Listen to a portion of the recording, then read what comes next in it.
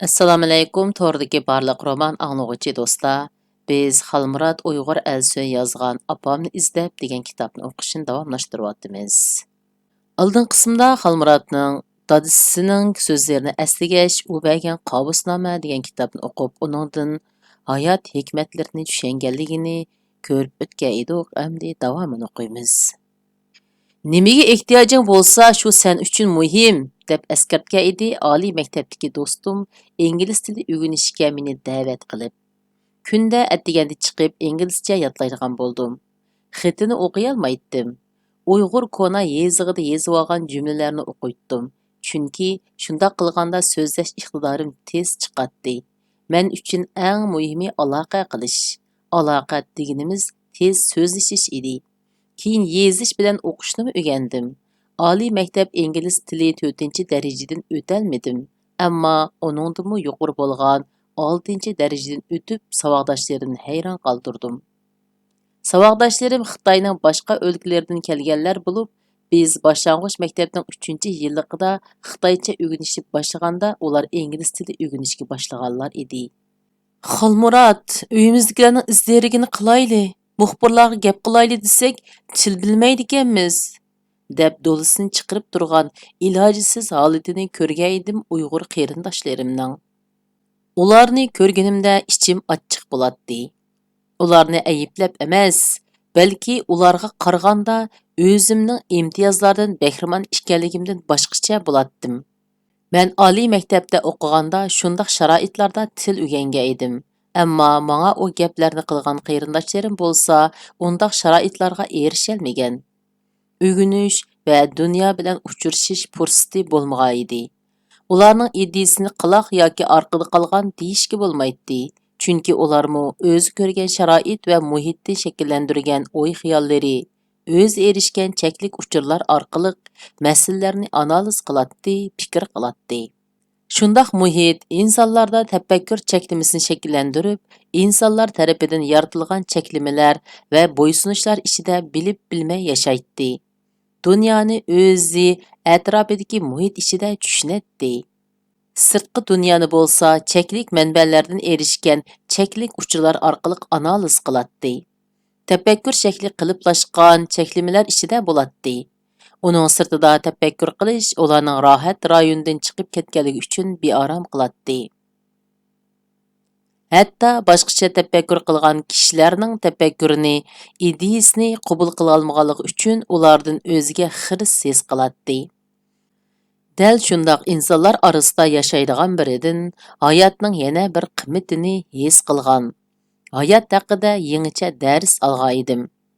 Materialistik tafakkurga to'lgan muhitda yashab cho'ng bo'lgan biri uchun ruhiy va hissiy qimmatlarga bakrak unum bergan, ruhiy va hissiy qimmatlarni bakrak unumlik ko'rgan kishilarda o'zining qanchalik narsaning egisi ekanligini, qanchalik narsaning borligini emas, balki qanchalik qanoat hosil qilganligi, ruhiyatining qanchalik to'yinganligini o'lcham qilib yashash hayotning ma'nisi hisoblanadi ekan.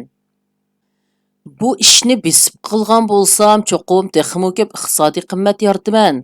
Qancha million dollarni menga tutqizib bu ishni qil deganlar bo'lgan. Bir mezgil qildim, ammo uning bir ahamiyatini ko'rmadim. Ekrandagi sonlar ko'paydi ekan, ammo ko'nglimda bir qanoat hosil bo'lmaydi ekan, deb turkchini ko'zlarini qisib turib, Qashqardagi choyxonada o'ltirib, sumirib ishgandek bir o'tlayotib, menga savdogarlarga xos bo'lmagan sodda kulka bilan qarab qo'ydi. Oldimdagi bu kishining vatanda muvaffaqiyat qozongan yosh savdogarlar qatoridagi biri ekanligiga bir qaragan odamning ishongiz kelmaydi. Chunki uningdagi sofliq, uningdagi aqida mening nazarimdagi son sifirlar orqali tafakkur qilgan savdogarlarning obrazini buzib tashlagan edi. Men bütün askilikni 12 yoshga kirgicha qilib bo'lgan, deb chaqchaq qiladi poynakbash do'stim beshini qashlag'ash. Hozir chechimdan to'la ishim bor tursa, sho'xlik qilganga vaqtim yo'q, deb so'zini davom qiladi. Uning bilan gaplashishga amroq bo'lib qolgan edim. Uning nazarida bu dunyodagi material qiymatiga qaraganda ruhiyatdagi qanoat qiymati bakrak muhim edi. U taqvo musulmon edi. Rostimni desam, hayotimda ko'rgan eng yaxshi musulmonlarning obrazining birini mushi kishi menga qoldirgan edi. Odam kerak bo'ludi debla emas, mushningdan qanchalik qanoat hosil qilaman deb tafakkur qilganda jiq rohatlanib qoladi ekan.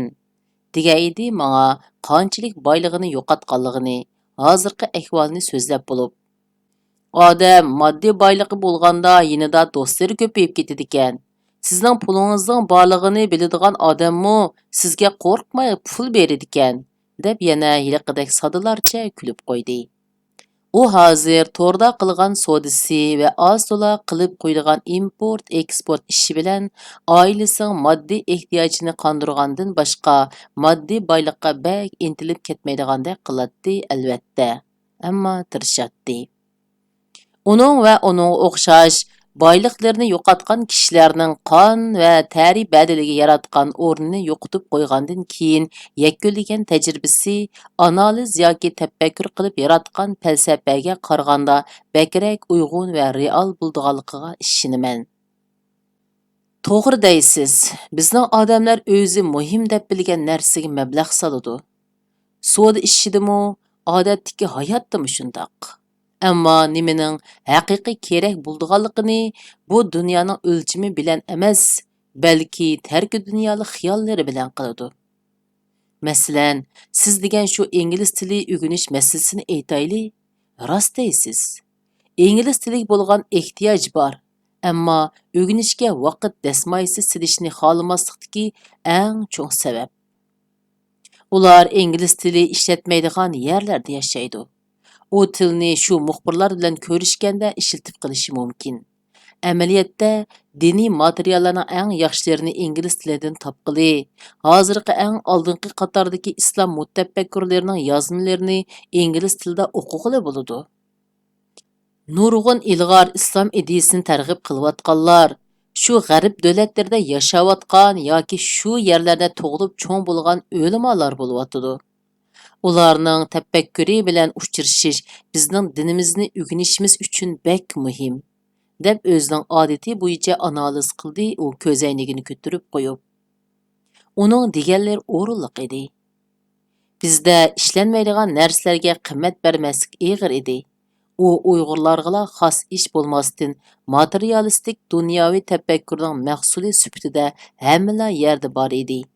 Bulubmu g'arbning qimmat qarashida bunda qarash ig'ir bo'lib, men shunda qarashlarning ig'ir yuqumlantirilishiga uchragan edim. Uyg'urcha yozatdim burun, ammo o'qiydigan odam yo'q, nimishqa yozman, deb raddiya bergan edim, uning mening Uyg'urcha yozishimni tashabbus qilganligiga qarshi. Boshqalar uchun emas, o'zingiz uchun yozsangiz bo'ldi. O'zingizni o'zingizga ifodalaysiz. O'zingizni ko'rgan bo'lasiz. O'zingizni qayta tunaysiz. O'zingizni shunday qilib isloh qilasiz, deb meni qoyil qilishga tirishgan edi. Shundoq, u doim mening o'zimga tasalli berish uslubim edi. Boshqalar o'qimasa mayli. Eng muhimi, yezish jarayonida o'zimni qayta tunayman. Men unda g'oyaviy narsalardan yiroq, balkim finlashgan tafakkur shaklim mening narsalarga bergan qimmat qarashimni o'zgartgan bo'lishi mumkin. Yo'q, yoki Xitoyning ta'siriga uchragan tafakkur shaklim meni shunday qilib qo'ygan bo'lishi mumkin. Mayli e'tirof qilayli yoki qilmayli, qo'sh tillik ma'arifning mahsuli. Keyin Xitoy tilida o'qigan mendek Uyg'urlarningla emas, balki Xitoyning tuzib bergan cheklimlari ichida mavjudligini tadrijiy yo'qotayotgan Uyg'ur ma'arifidagi kishilardimi Xitoyning ta'siriga uchrash umumlashgan hodisa edi. Dada, o'zda nimishqa mavi chet-elchi kitoblarni o'qiylar, nimaga foydasi? Deb so'ragaydim dadam rahmatlikdan turponga ketgandan keyin ta'tilda 90 ga berib. Balam, 90-chi gap qil. Bir obdan parang qilatding, o'zurlab qopsanga amdi, deb qo'lidagi kitobni kigiz ustidagi kichik ustalning ustiga qo'yib, ko'z aynigini ko'zdan eliyotqach, yinida o'ltirgan menga qarab. Odamda badali bo'lmaydi, odamda ruhmi bo'ladi. Badining uchun tomoq yeysan, harakat qilsan. Ruhingmi shundaq narsalarga muhtoj. Kitob o'qisang, ruhingga tomoq yegan bo'lasan, deb men tushunmagidek narsalarni menga so'zlab bergan edi dadam rahmatlik. Slavikcha yezilgan narsalarni o'qib qo'yatdi. Yangi yeziqcha yezilgan narsalarni o'qib qo'yatdi. Kona yeziqcha yezilgan narsalarni o'qib qo'yatdi. Dadamning ta'siridimikin men Uyg'ur yeziqi bo'lgan shu 3 xil yeziqning hammasini o'qiy olaydim. Ruhimga shundoq oziq berishni o'zimga odat qilgan edim. Ammo ruhim yanala qanoat qilmagan, men yanala hissiy to'qliqdan yiroq edim. Boyliq deganni siz ega bo'lgan moddiy narsalar, o'qigan kitoblaringiz, oilangiz va shakllantirgan ijtimoiy munosabat doirangiz bilan hisoblaganda o'zingizning qanchalik boy ekanligini bilasiz, degan edi opam. Hayotimda shundoq nasihatlarni ko'p anglagan, kitoblarni ko'p o'qigan bo'lishim mumkin. Ammo jazo lagerlari opam bilan otamni yilmab ketganda, ularning haqiqiy qiymatini o'z hayotimdan va boshqa Uyg'urlarning hayotidan tushungandek bo'ldim. Ammo uni tushungan Uyg'urlar yanala oz sonliq bo'lsa kerak. Odamga eng qimmatli bo'lg'ini muhabbat ekan. Shu muhabbat bo'lmaydi ekan, inson qalbi qog'jirgan etizga o'xshash hech qanday ruhiy hosul bermaydi ekan.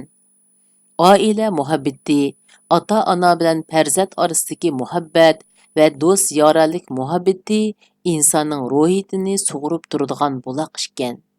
Shu buloqlarning ko'zi bitganda, to'silib qolganda odam ruhi qog'jiraydi ekan. Jazo lagerlari millionlagan Uyg'urni, qozoqni va boshqa kishilarni yalmab ketganda, shu kishilarning oila tavobatlari shundoq qog'jirgan. Ruhiy tushkunlik, qo'rqinish ularning qarshilik qilish xohishini texmo ojizlashtirayotgan edi. O'ttirg'i chiqib bir ish qilay desam, Xitoylar uyimdiki tutmaganlarni tutib ketamdikin deb ansirayman. Tutilgan qarindoshlarimga texmo bek zulm qilamdikin deb qo'rqaman, degan so'zlar mushu kunlarda Uyg'urlarga o'rtaq bo'lgan tafakkur bo'lib qolgan edi. Uyg'urlardagi qo'rqinishning manbasi nima qilinishini bilmaslikdan kelgan edi. Chunki Uyg'urlarning tafakkuri bo'yicha o'ylaganda hech kim Uyg'urga yaxshi natijaga kepil bo'lolmaydi. Hech kim Uyg'urning qilgan ishini bevosita qo'llab yonida turmaydi. Uydagilar tutilgan mushu 2 yilda Uyg'urlarimiz inglizcha o'rgangan bo'lsa, Twitterda texmi ko'p kishi ingliz tilida narsa yozgan bo'lsa, bizning ovozimizni texmi ko'p yerlarga anglatqili bo'ladi, deb aybladi davosipida aktivlik qilayotgan bir yosh faoliyatchi. Shundoq, biz kuchli bo'lishimiz kerak, deb uning gapini quvvatladim. Ammo hech kimni ayblash uchun emas, balki uning tafakkurini to'g'ri deb o'ylaganligimni uning bildirish uchun. Ammo har bir kishining qanday bir hayotda yashashi, qanday shaklda qarshilik qilishi, qaysi xil ideyaga ergashish erkinligining borligini hurmat qilishimiz kerak. Biz kuchli bo'lishimiz kerak. Kuchli bo'lish bir yerga yig'ilib olib, hammamizni o'xshash ish qilishimizdan bo'lmaydi. Bizda o'xshamagan sadolar bo'lishi kerak. Shu o'xshamagan sadolar atrofiga shuningga o'xshash ideyadagi kishilar yig'ilganda shundoq kuchlarni shakllantirdi. Bir-biri bilan butunlay o'xshamaydigan ideyaga ega va qarama-qarshi ish qilayotganlarmi o'zaro dialogni to'xtatmasligi, bir-birining shaxsiyatiga tegmasligi kerak. Eng muhimi, hammamizning nishonining bir ekanligini bilishimiz, bir-birimizni e'tirof qilmagan taqdirdami, hammamizning bir nishonga qarab ketayotganligimizni e'tirof qilishimiz. Cho'qim mening to'g'ri, mening yo'limda mang, degan tafakkurni cho'rib tashlashimiz lozim, dedim uningga. Adash, sen bakchiq o'ylab ketibsan. Bu yerda ideyaning gapi bo'lmadi-ku, deb menga noroziligini bildirdi. Uning deganlari o'rinliq edi, ammo mening u gaplarni qilishimmi o'rinsiz emas edi. Shundoq, shu qarindoshlarning qanday yashashi, qanday qarshilik shaklini tanlashi ularning o'zining ishi. Nurg'un qarindoshlarimiz quyuq diniy hayotda yashashni Xitoy zulmiga bo'lgan unumli qarshilik deb tanlab olgan. Ularning shundoq tanlashining to'g'ri yoki xatoligini hukm qilish bizning ishimiz emas. Chunki kelgusi bir minutda qandaq ish bo'ldiganligini oldin bilmaymiz. Bizning qandaq bir yo'lda bu zulmlarga qarshi yengib chiqalaydiganligimizni bilmaymiz, dedim uningga. Amaliyotda uning tafakkurini to'g'ri tushunatdim. Ba'zida menmu shundoq o'ylab qolatdim. Harakat qilgan kishilar ko'paysa yaxshi bo'ladi. Afsus, harakat qilganlarga qaraganda analiz qilganlar ko'p. Mayli umu bir xil qarshilik shakli. Shundoq tafakkurlar, shundoq analizlardan keyin aniqlaydigan o'xshamasliklar bizning o'zimizni texmo yaxshi tunishimizga foydaliq. Dadam rahmatlik bir-biriga zich jipsilishadigan ikki tal tosh yo'q. Bir-biri bilan surkilish jarayonida shundoq jipsilishadigan bo'ladi deydi. Hozirgi surkilishlar, hozirgi ziddiyatlar bizning yaqin kelgusida texmo yaxshi birlikka yetishimiz uchun foydali bo'lishi mumkin deb yana taqtuqa so'zimni davom qildim. Sening so'zlaring tushuniksiz, tartibsiz bilindi. Shunga bizga uning gaplari o'rinliq bilindi, deb mening gruppadan chiqarilganligimni aytgan edi. Birlikda harakat qilishni plan qilib yig'ilgan gruppadan menga u xabarni yetkazishga tanlangan bola. Shundoq. Mening tafakkur shaklimni tushunish ba'zida o'zimgami tas bo'ladi. Xuddi yezilayotgan mush kitobga o'xshash ayrim temalarga ayrilmagan. Paragraflarmi aniq bo'lmagan. Attangmi bozor, annangmi bozor debdikan. Bizning eng muhim ishimiz shu kurash maydoni. Harakat qilishimiz, to'xtamay o'xshamaydigan mazmunlarni, o'xshamaydigan ishlarni qilib turishimiz lozim. Eng muhimi shu, deb o'zimga retori xitob qildim. Menga Uyg'urlarning o'rtaq holda ingliz tili o'rganishning muhimligini, mening uni tashviq qilishini ta'kidlagan faoliyatchi Uyg'ur yoshning fikriga qarata. Adash, oldi bilan Uyg'ur bo'layli. Uyg'urning nimaligini bilayli. Uyg'urni cheklim bilan ta'riflashni tashlab, Uyg'urga texmo keng ma'no berilganda, mencha biz texmo kuchlik bo'lamiz deb qo'ydim oxirda. Tafakkurim yana yangi temalarga qiyib ketib borgan edi. Finlandiyaning so'g'uq suluq ko'liga chilinib chiqib, oftobga qoqilib yotatdim. Ammo tafakkurimni Taklimakonning qumlari besib ketganda qilatdi. Bir yillik harakat planimni tuzishga boshladim. Yo'nalishni bildim. Ammo uni amillashtirish uchun ilib berilgan harakatlarning, faoliyatlarning tafsilotini yezib chiqishim kerak edi. Sotsial media subsididan foydalanib, o'xshash kechmishga uchragan qarindoshlarning harakatga kelishini, o'zining oilasidagilarning beshiga kelganlarni anglatishi kerakligini, qandoq anglitishning unumli bo'lganligi haqidagi o'y-xayollarimni videolarda izhor qilishga boshladim. Shu vaqtlarda opamning undoq qiynalib ketishini xolamayman. Uni itivat, o'qning pulini men avatib beray, deb Uyg'ur tillik to'r televiziyasida biri so'zlab chiqdi. Uning so'zlari mening yuragimga tekkan edi. Rost, opamning, otamning qandoq yerlarda, qandoq kunlarni ko'rayotganligini bilmaydim. Shu gaplarni qilgan qarindishimning jazo lagerida qilishining o'limdan battar ekanligini jazmlashtirganligi mening ruhiyatimni titratgan edi. Shundoq, ularning qandoq yerda, qandoq kunlarni ko'rayotganligini bilmayman. İnsonga bilmaslikdan ortiq qo'rqinish va andisha bo'lmasi kerak. Shundoq mumkinchiliklarga to'lgan tafakkurim mening harakatimni texmo teziltishga turtki bo'lgan edi. Ota-onamga erkinlik temasidagi tunji harakatim boshlandi. Shuni hashtag qilib, otam va opam haqida Twitterga va Facebookga mazmunlarni yo'llashga, videolarni ishlashga boshladim.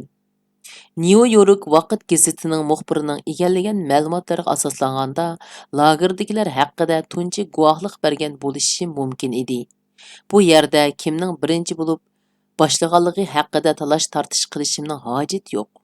Lagerlar haqida yozmalarımni 2018-yili yanvardan surishti qilishga bo'ladi. Ammo Uyg'urlarning guvohlik berish to'lqini avgustda boshlangan. Qozoqlarning guvohlik berish to'lqini iyulda boshlangan edi.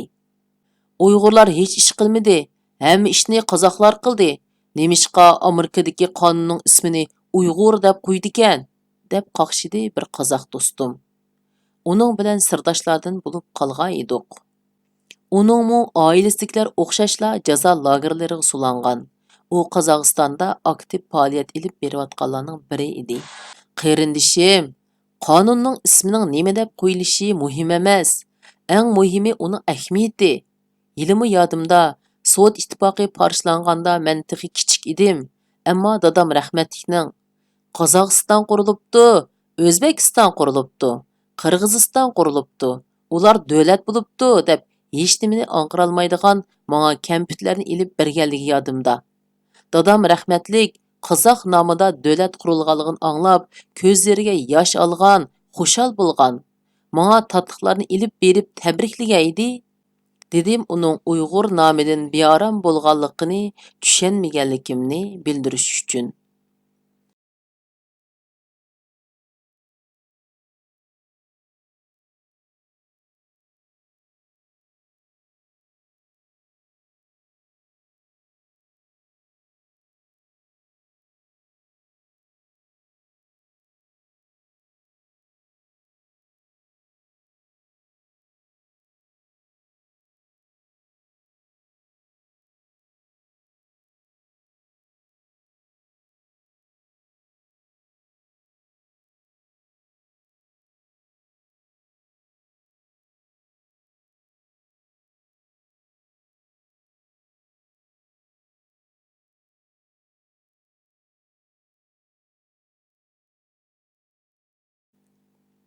Shundaq, qozoqlar chiqish qildi. Qozoqlar lagerlarga oid nurg'un ma'lumotlarni oshkorladi. Lagerlar haqida ko'p guvohliklar berdi. Qozoq qarindoshlarimizning guvohlik videolarini ko'rganimda, menmu ular bilan tang ko'zlarimga yosh oldim. Ularning qo'llarida turgan urug' tuqqanlarning rasmlarini ko'rganimda, o'zimning qarindoshlarimning rasmlarini ko'rgandek bo'ldim. Ularning qandaq bir qismatlarga duchor bo'lganligini tasavvur qilib, duolarimda ular uchun duo qildim, dedim uningga. Men uchun qaysi millat yoki davlatning odam bo'lsin, insonlar orasida hesdoshlikning bo'lishi insonlik tabiati edi. Qarindosh millat degandek siyosiy uqumlardan ba'zida bearam bo'latdim.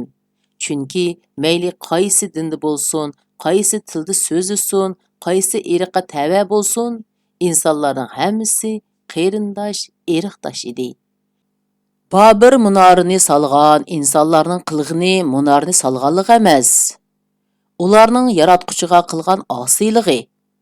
Yaratquchi ularni yer yuzini egallanglar dedi. Ammo insonlar bir yerga yig'ilib olib, yaratquchining so'ziga amal qilmadi. Shuning bilan Tangri insonlarning tillarini o'xshamaydigan qildi. İnsanlarning irqini farqli qildi.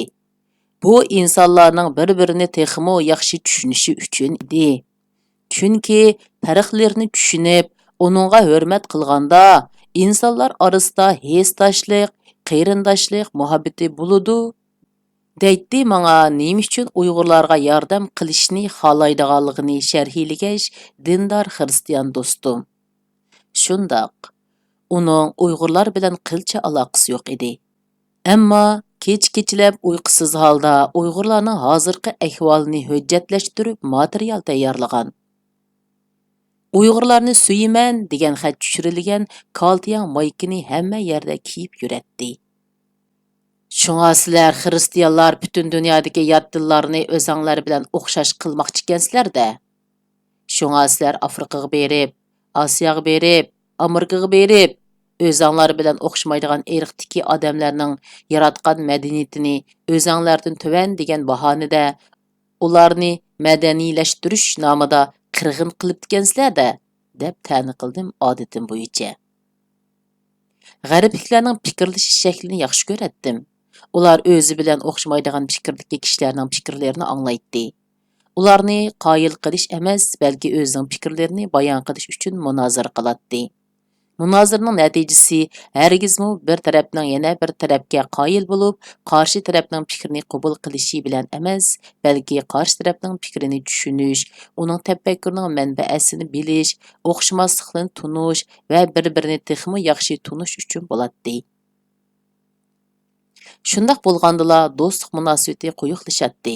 Bir-birining chek-chegarasini biladi. Hamkorlashish kuchi kuchlanadi va birlashish mumkinchiligi yuqori ko'tariladi.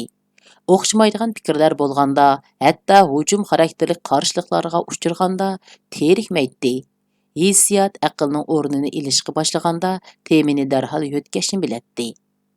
Xatolik o'tkazmagan hech kim yo'q. Menmo ko'p xatolik o'tkazgan. Hech kim mukammal emas. Bizning mukammal emasligimiz bir go'zallik. Chunki mukammal bo'lmagandila ilgirlash bo'ladi. Deb temini ilohiy temalardan insonlikqa qayta tortib keldi do'stim. Uyg'urlar g'arbliklarning ko'pini dindor xristianlar sanashadi. Bundaq bo'lishidagi eng cho'ng sabab Urumchiga borgan chet elliklarning eng oz 80%ning diniy jamoatlar tarafidan avatilgan din tarqatquchilar ekanligi. Uyg'urlar uchrashgan chet elliklarning dindor xristianlar bo'lganligi bilan bevosita munosabatlik bo'lsa kerak. Men o'zimning kim ekanligimdan faxrliman. E'tiqodimda ching turaman. Chunki Isa Masihning qutqazg'uchim ekanligiga iymon etgan bir e'tiqodchiman, deb hayajon bilan menga o'zining xristian ekanligini e'tirof qildi bir chiroyli Uyg'ur qiz. Kallamda din tarqatquchilar pul beradigan, shunga Uyg'urlardan pulni deb shu dinga kirib ketayotganlar bor ekan, deb anglagan so'zlar takrorlanishga boshlab, mening ko'z oldimdagi chiroyli kiyingan, pokis chiroy Uyg'ur qiziga bo'lgan ko'z qarashimda dammonliq tamtirash bo'ldi. 1000 yillik islom madaniyatida yashagan bir Uyg'urning bundaq bir reaksiyada bo'lishi normal edi. Uyg'urlarda tilimiz bir, dinimiz bir, bizda nimishqa birlik bo'lmaydi deydigan tafakkur qilipi bo'lganligi uchun, birlikning mutlaq birlik ichida bo'lganligiga bo'lgan tashnolik bo'lganligi uchun Uyg'urlar orasida o'xshamaydigan iqimlarning boshqa dinga e'tiqod qilgan kishilarning chiqib qidishi og'ir ijtimoiy bisimga uchraydigan masala edi. Shundaq kishilar doim hujum nishoniga aylanib qoladi. Kishilar mayli so'zda yoki harakatda ularni chiqib olishga, ularni Uyg'urlik kategoriyasiga yotlashtirishga urinadi. Men qo'limdan kelishicha Uyg'urlarga yordam qilyapman, chunki Tangri podalarimni yaxshi boq degan. Men Uyg'ur.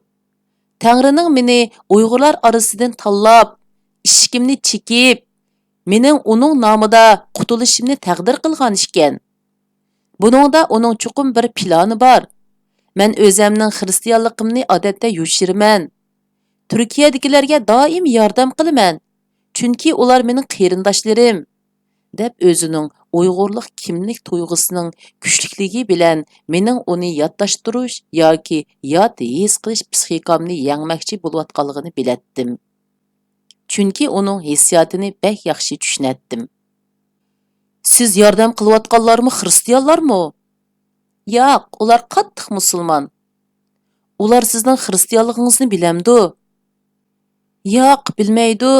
Hozir Uyg'urlarning qozoqlarni Uyg'ur qonuni dedi deb chetga qaqqanligini, ularning qilgan xizmatlarini yo'qqa chiqargandek, ularni yodlashtirib, hatto ularga hujum qilganligini ko'rib ko'nglim bek yerim bo'ldi.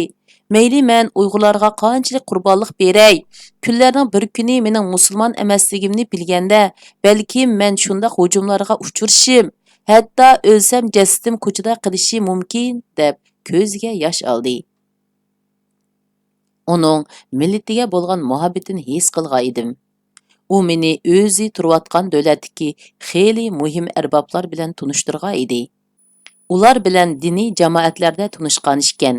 Mayli kimni ko'rsin, Uyg'urlar haqida so'zlaydi. Yig'ilisharga borganda Uyg'urning do'ppisini beshiga kiyib oladi.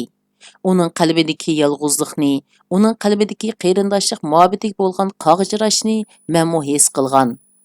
Uning tuyg'ulariga o'xshash tuyg'ularda men bo'lib boqqan edim. Bizda bir-birimizga bo'lgan hissdoshliklar ma'lum shartlar asosida qurilgandek, Bir-birimizga bo'lgan qarindoshlik muhabbati ma'lum cheklimlarga uchraydigandek qiladi. Men Tangrining shartsiz muhabbatiga erishgan ekanman, qarindoshlarimni shartsiz muhabbat bilan suyishga tirishman, dedi chiroyli Uyg'ur qizi oldidagi istakonga qini qahvani o'tlag'ash. O'zini maqtayotgan chet ellik dindishiga javob berib, amaliyotda diniy jamiyatlar g'arb dunyosida ijtimoiy munosabat to'g'ri shakllantirish so'riniga aylanib qolgan edi. Ko'pchilik ammo dinsiz yoki agnostik bo'lib ketgan bo'lsa-mu, ammo siyosiy yo'llar o'zining obrazini yaxshi ko'rsatish, o'zining ishonchlik odam ekanligiga boshqalarni ishontirish uchun taqvo dindor siyoqiga kirib oladi. Dindan foydalanib xalqning ovoziga erishdik, ko'z bo'yamchiliklarning oldini olish uchun Finlandiyada siyosatchilarning din to'g'riliq so'zlashi, nutqlarida diniy kalimalarni ishiltishi cheklangan edi. Shunlashqa Finlandiyadagi hech bir siyosatchining diniy kitoblardan ilingan o'zinilarni Twitterga yoki boshqa sosial media supasiga yezishi cheklangan edi. O'ngchi millatchi partiyaning bir parlament a'zosining xristianlarning kitobidan ilingan o'zindini Twitterga yezishi bilan uningga erishchilik tamg'isi besilib, din orqali xalqni quturatgan degandek so'zlarga qolgan edi. Solchi partiyadagilar buni arz qilib, uningga jarimana jazosi berilishiga sabab bo'lgan edi. Buni tushunolmay, solchi partiyaning qo'lg'ichisi bo'lgan bir dinsiz do'stimdan. Finlandiyada xristianlar ko'p sonliq tursa, o'zinglarning diniy kitobidan ilingan so'zlarni ishlatsa, nima uchun bunday qattiq bisimga uchraydi deb so'radim. U mendan, "Sen o'zingni finlandiyalik deb his qilamsan?" deb yondirib so'radi. "Shundoq, bu yer mening vatanim" deb javob berdim. Rostilla bu davlatni o'z vatanim his qilatdim. Chunki bu yer menga Uyg'urning mashrablarini, ota-onam bilan jam bo'lishlarni berolmagan bilan, menga vatanning bexatarlik tuyg'usini bergan edi. Shunlashqa mayli qayerga boray, o'zimni ikkilanmay, men finlandiyalik deydim. Shundoq qilib, bu kitobni o'qishimiz bugun mush yergacha bo'ldi. Davomini kelaqatim o'qiymiz. Xayr xo'sh, Alloh omonat.